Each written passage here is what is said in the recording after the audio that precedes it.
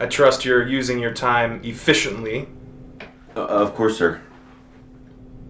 Aaron, as you know, ratings are down all across the board. And it's not just our network. It's every network. People just aren't interested in what we're selling anymore. Do you understand? I understand, sir. We have to face the fact that the old style of television just isn't working. Okay.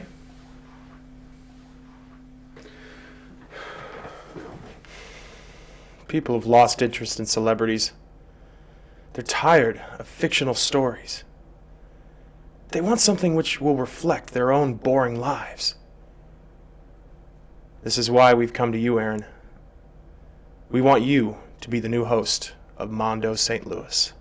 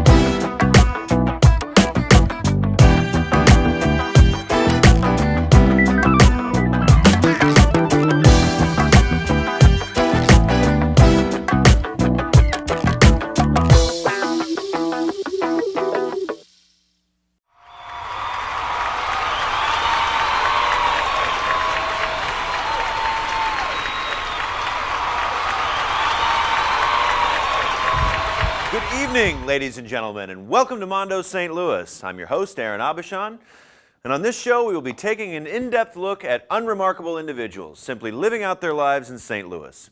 These people are not actors, and they have no psychological problems, nor do they have dysfunctional families. They are just like you and me. Our first story is about comic books. Comic books and the people who read them have traditionally been ostracized and looked down upon by the general public. However, in the last few years, Hollywood has turned to comics as a major source of inspiration, and those formerly geeky heroes have now been embraced by the public at large. Our first subject is not only an expert on the medium, but he is also the owner and operator of his own comic shop, and he has managed the impressive task of keeping an independent business afloat for 20 long years.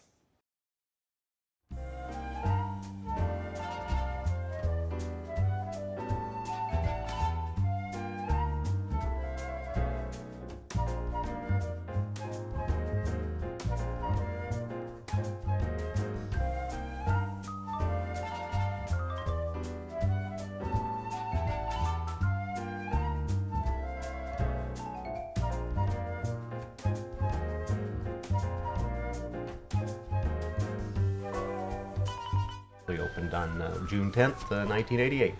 Comics were really hot right then. Batman, the first movie with Michael Keaton, was just getting ready to come out. So I thought it would be a good chance to try to make it into a business and see what happened. I always collected them since I was a kid, probably since I was about 6 or 7, and got out of it when I was going to high school, but managed to keep all my books. So when I found that they were valuable, a comic store opened in Lincoln, Nebraska, where I'm from. Dug them all out and brought them all upstairs, and still had a couple thousand of them. And so started putting ads in the paper and stuff. By the time I opened the store, we had 35,000 of them. It was a relatively slow start, yeah. There weren't anything at all down here in the area when we opened. There had been a store down in Arnold, but it had been gone for a year or so. And so yeah, we kind of had to cultivate the market around here. So decided to focus in on comics, and yeah, that's what I think has worked for us.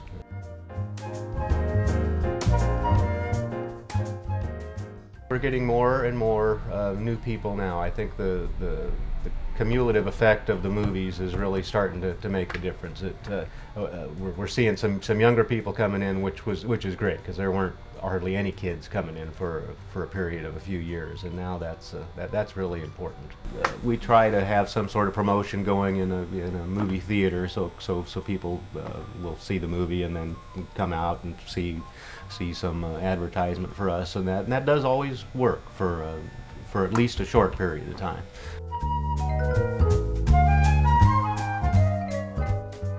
I'm really looking forward to the Marvel idea with their movies now, to interrelate them and make it all a universe, and get people that haven't ever read comics interested in them for the same reason that we used to be interested in the comics, that there's this universe out here and it all interrelates, and it's very exciting. Batman is pretty close to the top almost every month, as are the Avengers titles, and X-Men still in the top 10, but not like it used to be in the 90s or anything. And outside of Marvel and DC, I think Dark Horse has Buffy the Vampire Slayer in the top 10. Otherwise, it's pretty much all Marvel and DC.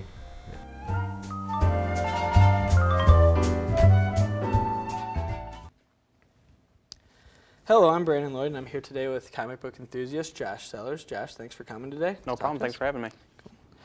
So how long have you been collecting comic books?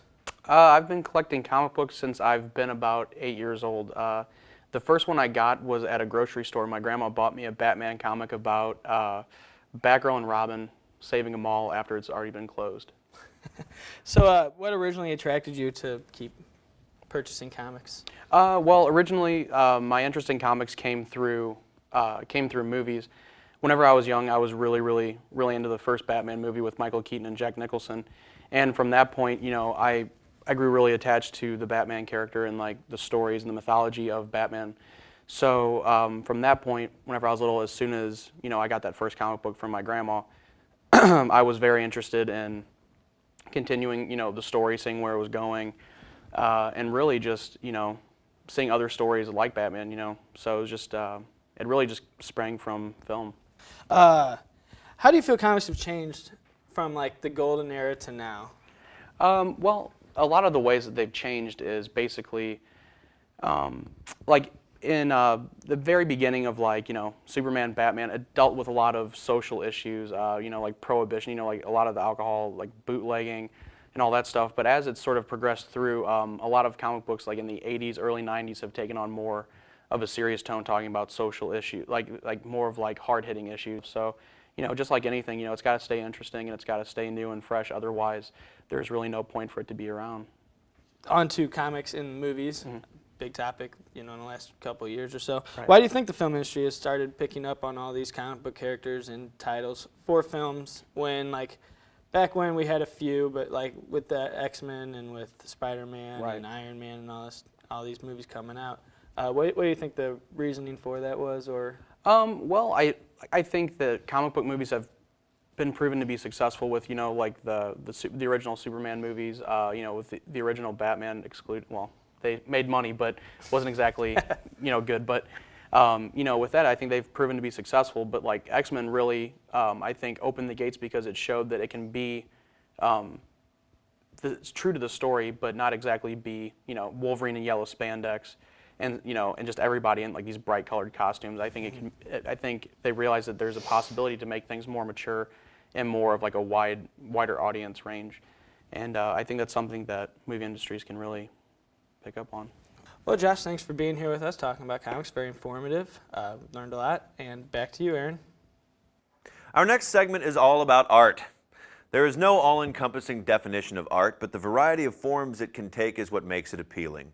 Good artists are able to find a style which works for them and hone their craft into something unique, personal, and special. My name's Tom Huck, and these f***ers have permission to use my shit. I'm a printmaker, specifically woodcuts.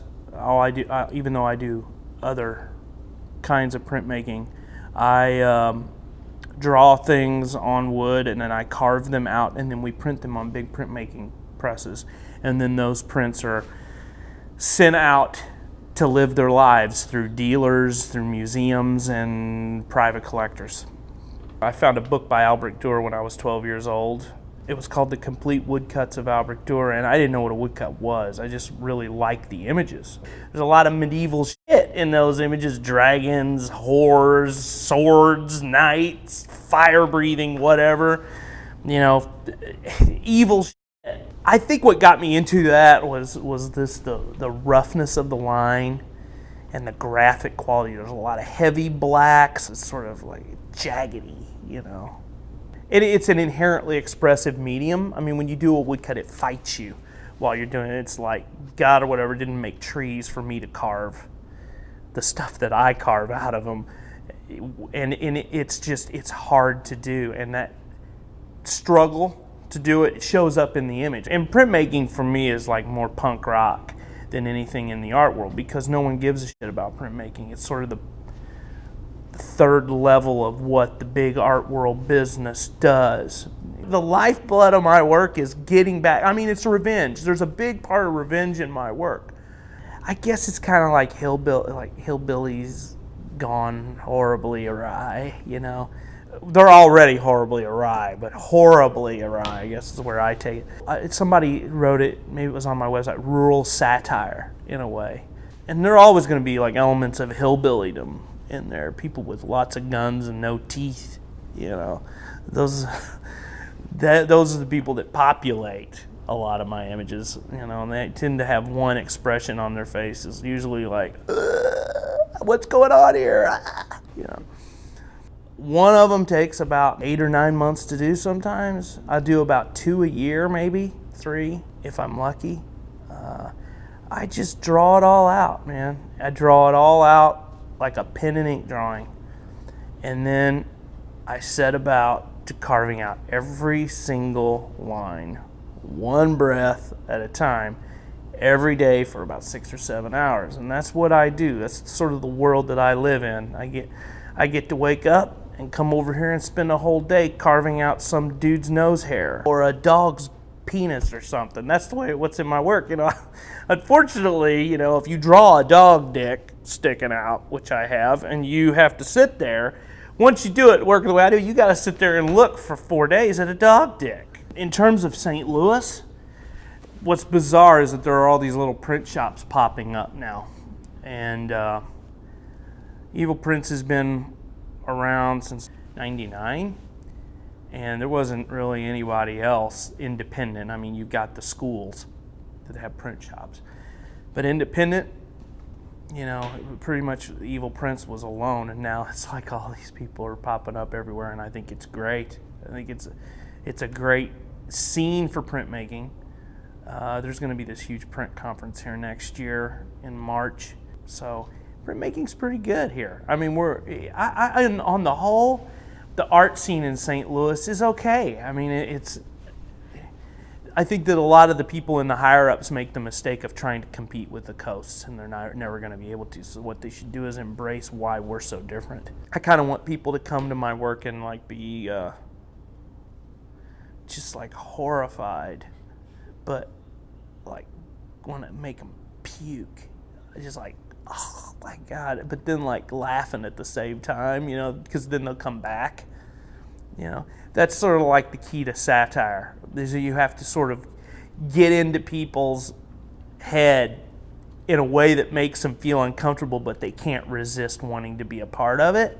That's how you get them, I don't know how you do that. I don't know if you can teach that. I think it's sort of like a development thing. If you get into wanting to make work like that, you arrive at that place to be able to do that. It has a lot to do with who your influences are, I think, and who you look at.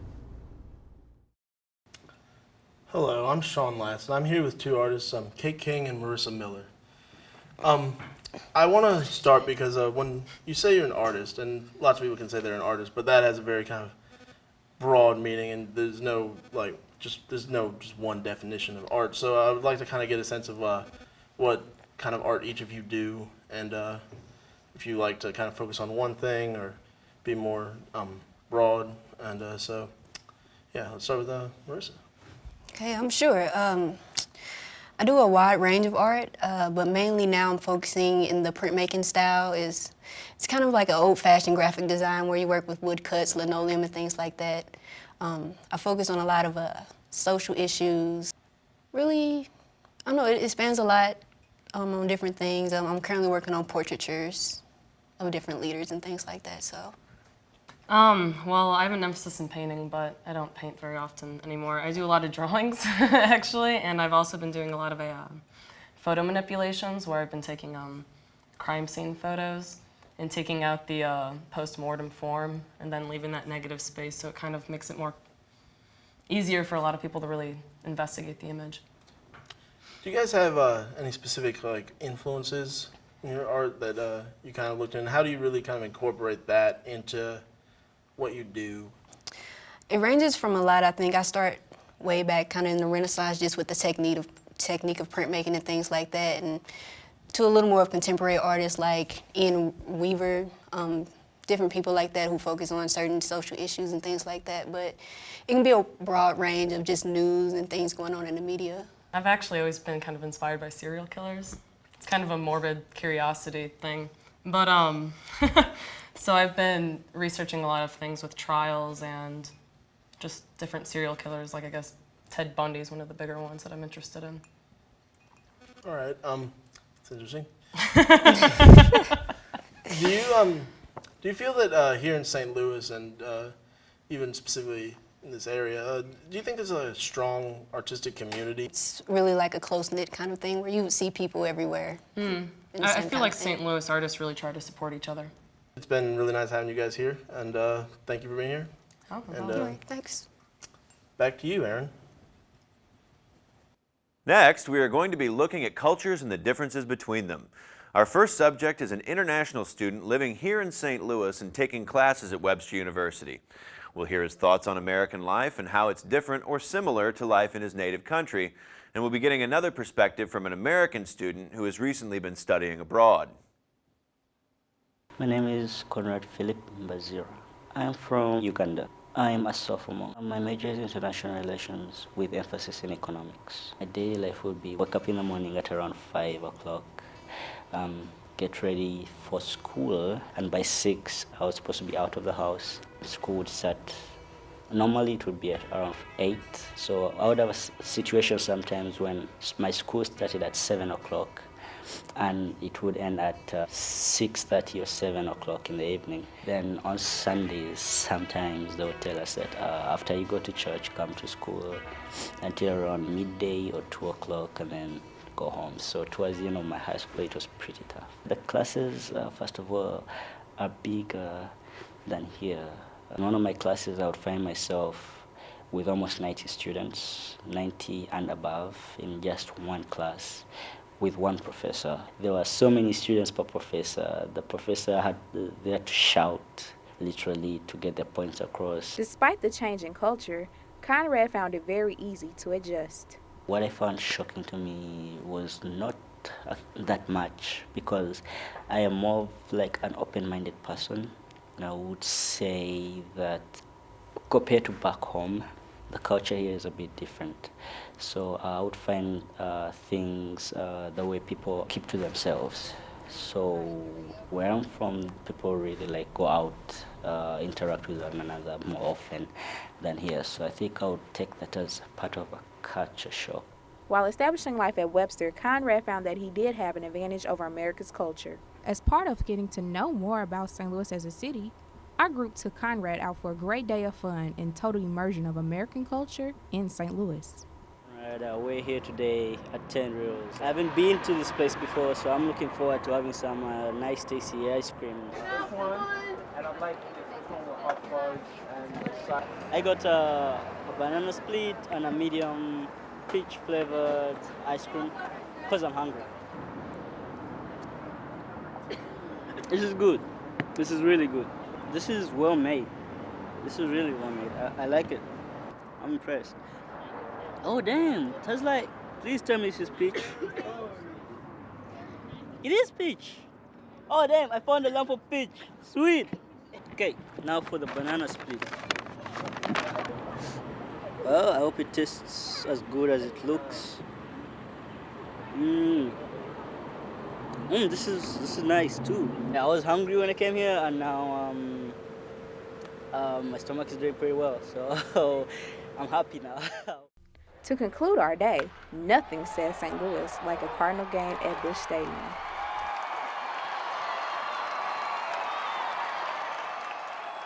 It was my first time going to a stadium for a game. I like the experience, like the atmosphere was vibrant, everyone's cheering on for the Cardinals, it was very lively. I liked it. It was a new experience for me, and it was really, I really loved it. It was nice. It was something for a change. It actually showed me a good demonstration of American culture. It's American culture, which is pretty cool.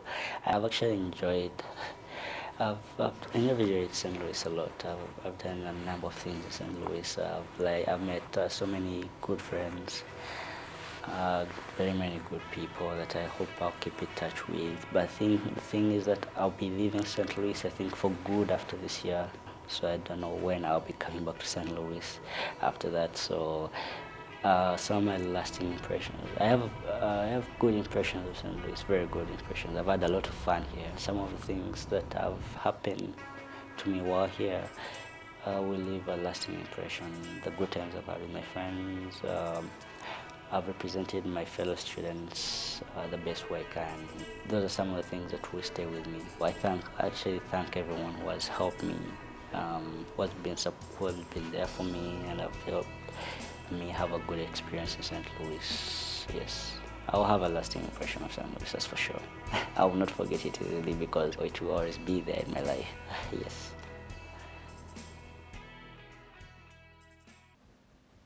Hi, I'm Myra Smith, and today we have with me a student who decided to take a break from her day-to-day life in America, and she decided to study abroad in London for 6 months. Today we have in the studio, Caitlin Morse. Thank you for having me. Now, how does the everyday life in London compare to the everyday life in your hometown, St. Charles, Missouri? Well, London is a big city and St. Charles is not.